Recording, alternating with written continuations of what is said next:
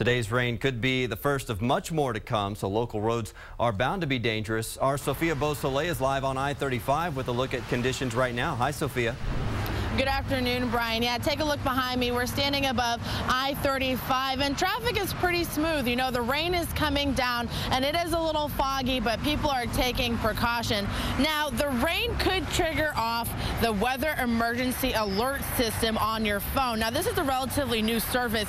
It's meant for moments, for example, like an Amber Alert or a serious presidential alerts or imminent threats like weather. Now, depending on how it gets today with the flash floods or severe threats of weather, you may get that alert. Don't be alarmed, just telling you to take precautions and keeping you aware of what's going on. And you can stay even more aware with us and our weather team and also KXAN.com. Reporting live in Central Austin, Sophia Beausoleil, KXAN News.